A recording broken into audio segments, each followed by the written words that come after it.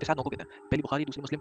بلکہ شافعی نے تو کتاب لکھی تھی اخبار احاد کی حجیت کے اوپر. اگرچہ وہ کتاب مفقود ہو گئی ہے لیکن مطلب کہ اخبار احاد کی ٹرم شافعی کے یہاں بالکل اسٹیبلش تھی اور وہ اخبار احاد کی حجیت کے اوپر کلام کیا کرتے تھے. انہوں نے پوری کتاب اس میں لکھی اور اس میں انہوں نے پتہ نہیں کتنا ذکر کیا تھا, پتہ نہیں کتنے ہزاروں نے روایات ذکر کی.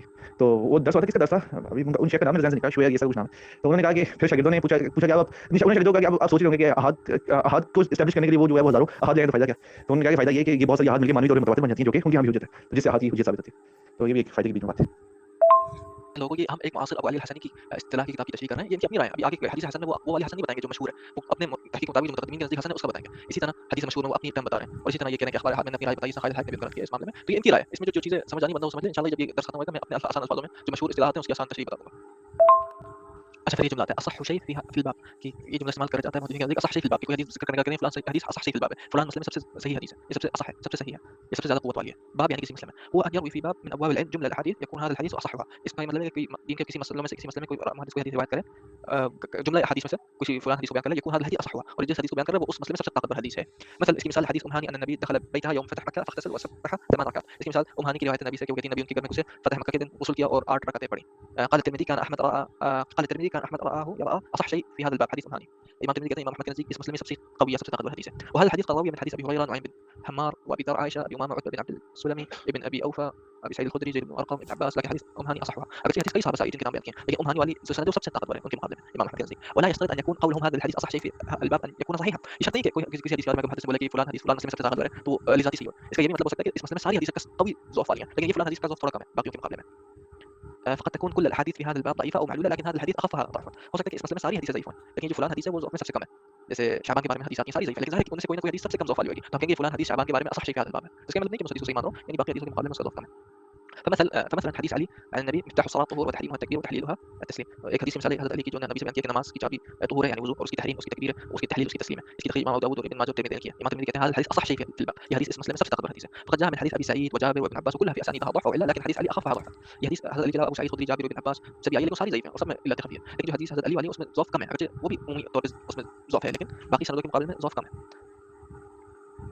اچھا پھر کہتے ہیں الحديث الحسن, حسن حدیث هو ما حسن لفظه او معناه واشتهاه المحدث ولم يصح عنده. وہ حدیث حسن اس حدیث کو کہتے ہیں جس کے الفاظ اچھے ہوئیں یا اس کا معنی اچھا ہے اور اس محدث اس کے حدیث سے پیار کرتا ہے, اس کو اشتہا یعنی اس کو پسند کرتا ہے اس حدیث کو, ولم يصح عنده, لیکن اس کے نزدیک حدیث صحیح نہیں. قد يستحسن المحدث منهم حديثه ويستبق عبارته, ولكن يقع في قلبه ضعفه او علته. ہو سکتا ہے کہ محدث کسی حدیث کو حسن مانتا ہے اور کیا کرے اس کے عبارت کو پسند کرتا ہے, لیکن اس کے دل میں یہ بات ہو کہ اس میں ضعف ہے, اس میں علت ہے.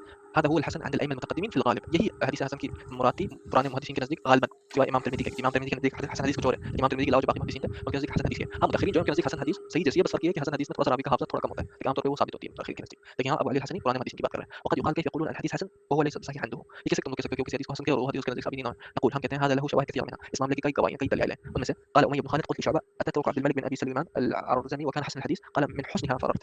خالد بن امية بن خالد نے شعبہ کو کہا کہ تم عبد الملك بن ابي سليمان کو ترک کرتے, اس کی حدیث نہیں لیتے اگر وہ حسن الحدیث راوی ہے. تو آگے سے کہتے ہیں من حسنها فررت, میں ان حدیثوں کے حسن سے ہی تو فرار ہوا ہوں, حدیثوں کے حسن سے ہی تو ڈرا ہوں کہ اس کی حدیث کے متن میں اتنی حسن ہے کہ مجھے اس حدیث میں شک ہونا شروع ہو گیا. وقال وكيع نے کہا كل حديث حسن عبد السلام بن حرب يروي, ہر حسن حدیث عبد السلام بن حرب کے پاس مروی ہے, یہ ساری حدیثیں حسن بیان کرتے ہیں. هذا مراد الامام وكيع عليه رحمه الله عليه وعبد السلام بن حرب استنكرت له احاديث. اور یہی امام وكيع کی مراد سے راوی سے عبد السلام بن حرب جو راوی ہے اس کی بات وكيع کر رہے ہیں, اس کے بعد ایسی کوئی حدیث ہے جن کو محدثین نے منکر مانا ہے. تو اگر وكيع کہنے سے ساری حدیث حسن ہے اور محدثین اس کی حدیث کو منکر مانا ہے, اس کا مطلب حضرت امام وكيع وہ منکر حدیثوں کو بھی حسن کہہ رہے ہیں, کیونکہ منکر حدیث اگر ان میں تفرد ہوتا ہے یا ایک ہی سند سے وہ روایت آتی ہے اس کا متن حسن ہوتا ہے اور اچھا ہوتا ہے, اگر محدث جانتے ہیں کہ اس میں کوئی علت ہے. ومنهم من قال لا باس به ومنهم من قال ثقه. ہاں بعض نے اس راوی کو بولے کہ لا باس به اور بعض نے بولے راوی سے, لیکن اس کے کچھ منکر روایت تھی. وقال ابن المديني کہتے ہیں في حديث لحفص بن حميد هذا حديث حسن اللسان وحفص مجهول. اچھا علي بن مديني ایک راوی حفص بن حميد کی روایت کے بارے میں کہتے ہیں کہ یہ حدیث کی سند حسن ہے, لیکن یہ راوی خود حفص مجهول ہے, تو مجهول کی روایت کی سند کو کہنا حسن ہے, یعنی اس کی سند میں حسن ہے نہ کہ ثابت. اگر ثابت تو خود کیسے کہیں کہ وہ مجهول ہے. اچھا اور والترمذي رحمه الله عليه كثير ما يخرج في كتاب السنن حديثا ثم يقول عنه هذا حديث حسن واسناده ليس بذاك. اور امام ترمذی کا بھی یہ ہے کہ وہ کثیر حدیث اپنی سنن میں تخریج کرتے ہیں, کہتے ہیں حدیث حسن ہے لیکن اس کی سند اس درجے کی قوی نہیں ہے, ليس بذاك یعنی اس درجے کی قوی نہیں ہے. خود حسن بھی کہہ رہے ہیں, خود بھی کہہ رہے ہیں کہ اس میں قوی ہے. وهذا حديث حسن واسناده ليس بمتصل, یہ فلان حدیث حسن ہے لیکن اس کی سند متصل نہیں ہے, تو منقطع روایت کو بھی وہ حسن کہا کرتے ہیں. انشاءاللہ بعد میں ایک الگ سے ذکر کروں گا امام ترمذی کی حسن روایت کون سی ہوتی ہے. اور اس کے نیچے لکھا ہے ومن الحديث الحسن المشهور حديث النبي كان اذا خرج من الخلاء قال غفرانك. اور مشہور حسن روایتوں سے ایک یہ روایت ہے کہ جب نبی خلاء سے باتوں سے نکلتے تھے غفرانك کہا کرتے تھے. اس حدیث کو امام ترمذی نے بولا حدیث حسن ہے, میں کہتا ہوں یعنی ابو علی الحسنی کہتے ہیں کہ یہ حدیث اصل میں ضعیف ہے. اور اسی طرح کہتے ہیں کہ اس حدیث کی تخریج امام ترمذی نے کی ہے اور اس کو کہتے ہیں حدیث حسن ہے. کون سی والی اتخذ مؤذنا لا ياخذ على ابنه اجرا, پتہ نہیں کون سی حدیث ہے, اتخذ مؤذنا لا ياخذ على ابنه اجرا, پتہ نہیں مجھے حدیث کا نہیں پتہ. بہرحال اس حدیث کو بھی امام ترمذی نے حسن کہا ہے, لیکن یہ جو مصنف ہیں کہہ رہے ہیں حدیث ضعیف ہے. تو ساری کچھ مثالیں لا رہے ہیں یہاں پر. اور ایک منٹ کہاں گیا ومنها من كان يسمر مع ابي بكر في اچھا پھر ایک اور یہ حدیث ہے، میں نے کچھ اس طرح کی مثالیں لائی ہیں، ان کو ذکر کرنا لازمی نہیں ہے، تو اس کے نیچے کہتے ہیں میں نے ذکر فلان حدیث ضعیف ہے ضعیف ہے. في الحديث الحسن يعني بالجمله هذا معناه عندهم انه يعجبه فيستحسنه لشيء فيه لكنه يصده عنه الضعف اسناده او علته فيه. تو بس عام طور پہ متقدم محدثین کا حسن حدیث ہے اور اس کو کہتے ہیں حدیث حسن ہے. کون سی والی؟ اتخذ مؤذنا لا ياخذ على ابنه اجرا، پتہ نہیں کون سی حدیث ہے، اتخذ مؤذنا لا ياخذ على ابنه اجرا، پتہ نہیں مجھے حدیث کا نہیں پتہ، بہرحال اس طرح کہ یہ حدیث اصل میں ضعیف ہے اور اسی اسناد ليس متصل، یہ فلان حدیث حسن ہے لیکن اس کی سند متصل نہیں ہے، تو منقطع روایت کو بھی وہ حسن کہا کرتے ہیں. ان شاء اللہ بعد میں ایک الگ سے کوشش کروں گا امام ترمذی کی حسن روایت کون سی ہوتی ہے. اور اس کے نیچے لکھا ہے ومن الاحاديث الحسنه المشهور حديث النبي كان اذا خرج من الخلاء قال غفرانك، اور مشہور حسن روایتوں سے ایک یہ روایت ہے کہ جب نبی خلا سے باتوں سے نکلتے تھے غفرانک کہا کرتے تھے. اس حدیث کو امام ترمذی نے بولا ہے حدیث حسن ہے، میں کہتا ہوں یعنی ابو علی الحسنی کہتے ہیں کہ یہ حدیث اصل میں ضعیف ہے، اور اسی طرح کہتے ہیں کہ اس حدیث کی تخریج امام ترمذی نے کی ہے اور اس کو کہتے ہیں حدیث حسن ہے. کون سی والی؟ اتخذ مؤذنا لا ياخذ على ابنه اجرا، پتہ نہیں کون سی حدیث ہے، اتخذ مؤذنا لا ياخذ على ابنه اجرا، پتہ نہیں مجھے حدیث کا نہیں پتہ، بہرحال اس حدیث کو بھی امام ترمذی نے حسن کہا ہے لیکن یہ جو مصنف ہیں کہہ رہے ہیں حدیث ضعیف ہے. تو اس طرح کی کچھ مثالیں لا رہے ہیں یہاں پر. اور ایک منٹ کہاں گیا؟ ومنها من كان يسمر مع ابي بكر في امر. اچھا پھر ایک اور یہ حدیث ہے، میں نے کچھ اس طرح کی مثالیں لائی ہیں، ان کو ذکر کرنا لازمی نہیں ہے، تو اس کے نیچے کہتے ہیں میں نے ذکر فلان حدیث ضعیف ہے ضعیف ہے. في الحديث الحسن يعني بالجمله هذا معناه عندهم انه يعجبه فيستحسنه لشيء فيه لكنه يصده عنه الضعف اسناده او علته فيه.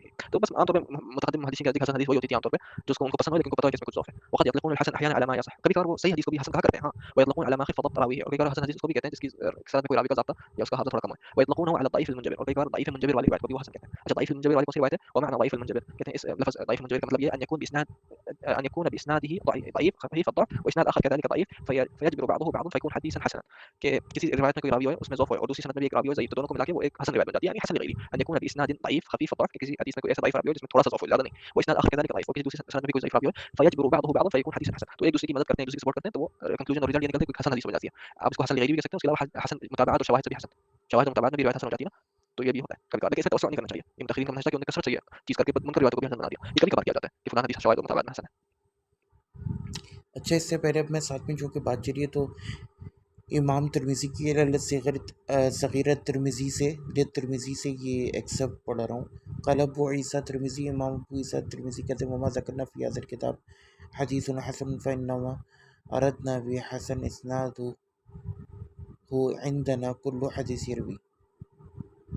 تو کہتے ہیں کہ ہم نے اپنی اس کتاب میں حسن حدیث بھی نقل کی ہے، تو اور اس سے ہماری مراد صرف یہ ہے کہ ہم اس کی سند کی حسنیت کو، یعنی وہ صحیح سلامت ہے جو ہم نے اس میں نقل کی ہے. لا یکن فی اسناد ہی، وہ کہتے ہیں کہ کل حدیث یروی لا یکن فی اسناد ہی، ہر حدیث جو ہم نے نقل کی اس کی اسناد میں کوئی ایسا نہیں ہے من یتهم بالکذب، جو کہ کذب سے متہم ہو، جس پر کذب کا، جھوٹ کا الزام ہو، کذب کا. ولا یکون الحدیث شاذا، اور نہ وہ حدیث شاذ ہے. وہ یروی من غیر وجہ، اور وہ روایت ہوئی ہے ایک دوسرے طریق سے. نحو ذاک فهو عندنا حدیث حسن، لیکن وہ ایک دوسرے طریق سے ہمارے پاس آئی، یعنی کہ نہ اس میں کوئی بہت بڑا پکا جھوٹ ہے، نہ وہ بالکل شاذ ہے، لیکن ایک دوسرے طریق سے ہمارے پاس آئی ہے.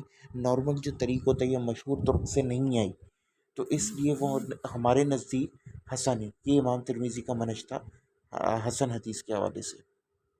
باقي الحديث ضعيف، ضعيف حديث هو الحديث الذي لا يصح، وحديث كتاب صحيح نوع كان يكون في اسناده راو ضعيف، كان يكون في اسناده راو ضعيف او يكون في اسناده راو ثقه لكن لم يضبط الحديث، وهم فيه اخطا فيه دلسه، او ان يكون في اسناده راو كذاب فيدخل في ضمن الضعيف. لكن الحفاظ المتاخرون يفردون الموضوع في التقسيمات عن الضعيف، يفردون الموضوع في التقسيمات عن الضعيف. والضعيف بالجمله يشمل المنكر والباطل والمضطرب والمعضل ونحوها، هذا كلها تدخل تحت اقسام الحديث الضعيف. الاحاديث الضعيفه كثيره بل هي اكثر من الاحاديث الصحيحه. कहते हैं ضعيف حدیث وہ حدیث ہے جو صحیح نہیں ہے، یہ کسی بھی وجہ سے بھی ہو سکتا ہے، ہو سکتا ہے اس کی سند میں کوئی راوی ضعیف ہو یا اس کی سند میں کوئی راوی ثقہ بھی ہو سکتا ہے لیکن اس نے حدیث کو مضبوطی سے نہیں پکڑا، اس میں اس کو وہم ہو گیا یا اس کو خطا ہو گیا یا اس نے تدلیس کی ہو، او ان يكون في اسناد راوي كذاب یا اس کی سند میں کذاب راوی ہو، تو اس طرح کی کذاب کی بھی روایت ضعیف کی قسم میں داخل ہوتی ہے. لیکن جو متأخرین محدثین نے انہوں نے کذاب یا موضوع روایت کو ضعیف سے الگ کیا ہے، اگرچہ متقدمین کذاب کی روایت کو بھی ضعیف کہتے ہیں. اور کہتے ہیں ضعیف روایت میں عام طور پر منکر روایت بھی شامل ہوتی ہے، باطل مضطرب روایت معضل روایت، اور اس طرح کی جو ٹرمز ہیں ساری ضعیف روایت ہوتی ہیں. یہ ساری ضعیف کی كلها تدخل تحت اقسام الحديث الضعيف، ساری ٹرمز ضعیف حدیثوں کی قسموں میں سے ایک قسم ہے. اور کہتے ہیں الحدیث الضعیفہ کثیرہ، ضعیف حدیث بہت ہیں، الحدیث الضعیفہ کثیرہ، ضعیف حدیث بہت ہیں، بل هي اکثر من الحدیث الصحیحہ، بلکہ ضعیف حدیثوں کی تعداد صحیح حدیثوں کی تعداد سے زیادہ ہے. ومن اشهر الاحاديث الضعیفہ، اور مشہور ضعیف حدیثوں میں سے کچھ یہ بیان کر رہے ہیں، الحسد یاکل الحسنات کما تاکل النار الحطب، کہ حسد کرنا نیکیوں کو اس طرح کھاتا ہے جس طرح آگ لکڑی کو کھا جاتا ہے. اور اس طرح کی کچھ ضعیف حدیثوں کی مثالیں ذکر کی ہیں، کہتے ہیں یہ ساری ضعیف حدیث ہیں. اچھا میں بتا دوں یہ بھی میں پہلی دفعہ پڑھ رہا ہوں، آپ لوگوں کے ساتھ پڑھ کے بتا رہا ہوں، اگر آپ لوگوں کو ریکارڈنگ میں کوئی چیز مشکل لگ رہی ہے پوچھ لیں تاکہ اس کی اور وضاحت کر لیں، کیونکہ جس طرح وہ لکھا ہے میں اس طرح پڑھ رہا ہوں. ہو سکتا ہے جو بندہ نیا ہے اس علم میں اس کی باتیں نہیں سمجھ آئیں گے کیا ہو رہا ہے، تھوڑا ہم اس کو آسان الفاظ میں بتا سکتے ہیں جب آپ طلب کریں کہ بھائی یہ فلاں چیز کی نہیں سمجھ آئے. مطلب میں یہ والا پہلی دفعہ پڑھ رہا ہوں، یہ ابو علی الحسنی کا یہ جو ان کی رسالہ ہے، تو انہیں اپنے الفاظوں میں اور اپنے لہجے میں اور اپنے فہم کے مطابق لکھا ہے. انشاءاللہ بعد میں جب یہ پورا ہو جائے گا آسان الفاظوں میں بھی کچھ باتیں بتا دوں گا، جیسے آج ریکارڈنگ چل کی تھی.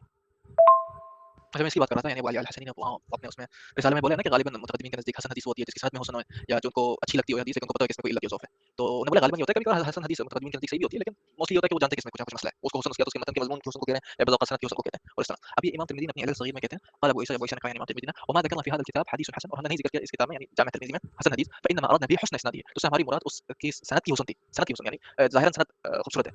अंदना हमारे नज़दीक, ये थोड़ा लफ़्ज़ मिक्स हो गया, अंदना कुल हदीस यरवा ला यकूनु फ़ी इस्नादिही मन युत्तहमु बिल-कज़िब, हर वो हदीस जो मरवी हो जिसके सनद में कोई मुत्तहम बिल-कज़िब ना हो, वला यकूनु अल-हदीथु शाज़्ज़न, ना ही हदीस शाज़ हो, वयुरवा मिन गैरि वजहिन, और वो एक से ज़्यादा वजह, एक से ज़्यादा सूरत से वो बयान होती है, यानी उसमें तफर्रुद इस तरह ना हो, तफर्रुद ना हो। वयुरवा मिन गैरि वजहिन नहवी ज़ालिक या नहवी ज़ाक, बस इसी तरह फहुवा अंदना हदीसुन हसन, तो इस तरह की हदीस हमारे नज़दीक हसन हदीस है। तो ये वही बात कर रहे हैं कि उसके साथ में हुस्न हो, और क्या शर्त बानी है कि उसकी ज़ाहिरन उसमें कोई कज़्ज़ाब ना हो या मुत्तहम बिल-कज़िब ना हो, वो शाज़ ना हो, यानी मालूल ना हो, उसमें कोई सनद खफ़ी ना हो, या शाज़ यानी जमहूर रावियों ने जो रिवायतें बयान की हैं मज़मून और मतून उसके खिलाफ ना हो, या सनदी तौर पे भी शाज़ कह सकते हैं, और वो एक से ज़्यादा तरीक़े से बयान हो। अगर वो रिवायत मुनफ़रिद होती है तो उसको हसन गरीब कहते हैं। अब हसन गरीब उनके नज़दीक और कमज़ोर है। सिर्फ़ हसन उनके नज़दीक वो रिवायत है जिसकी सनद में खूबसूरत होती है और उसमें ज़ाहिरन कोई मुत्तहम बिल-कज़िब रावी नहीं है, और उनके नज़दीक वो रिवायत शाज़ नहीं है और उसके एक से ज़्यादा तरीक़े हैं। इसका मतलब उनके नज़दीक हर मुनक़ता रिवायत भी हसन हो सकती है। हर मुनक़ता नहीं, यानी आम तौर पे मुनक़ता रिवायत भी हसन हो सकती है, मालूल रिवायत भी हसन हो सकती है, यानी जिसमें ऐसी कोई इल्लत ख़फ़ी हो कि रावी का तय्युन सही नहीं किया हो, गलत रावी का नाम लिखा हो, या रिवायत राजिहन मुरसल हो लेकिन सनद वो मरफ़ू है। इस तरह कई हदीस को उन्होंने हसन कहा है जामिअ में। असल में वो मालूल होती है और राजिह उसका मुरसल होता है, या उसके या कोई रिवायत में कोई मुख्तलिफ़ रावी हो या ज़ईफ़ रावी हो या मुनकर रिवायत हो, तो उनके नज़दीक सारी रिवायतें हसन नहीं है और उसके एक से ज़्यादा तरीक़े हैं। इसका मतलब उनके नज़दीक हर मुनक़ता रिवायत भी हसन हो सकते हैं। अब हसन गरीब उनके नज़दीक और कमज़ोर है। सिर्फ़ हसन उनके रावियों ने जो रिवायतें बयान की हैं मज़मून और मतून उसके खिलाफ ना हो, या सनदी तौर पे भी शाज़ कह सकते हैं, और वो एक से ज़्यादा तरीक़े से बयान हो। अगर वो रिवायत मुनफ़रिद होती है तो उसको हसन गरीब कहते हैं। अब हसन गरीब उनके नज़दीक और कमज़ोर है। हदीस हमारे नज़दीक हसन हदीस है। तो ये वही बात कर रहे हैं कि उसके साथ में हुस्न हो, और क्या शर्त बानी है कि उसकी ज़ाहिरन उसमें कोई कज़्ज़ाब ना हो या मुत्तहम बिल-कज़िब ना हो, वो शाज़ ना हो, यानी मालूल ना हो, उसमें कोई सनद खफ़ी ना हो,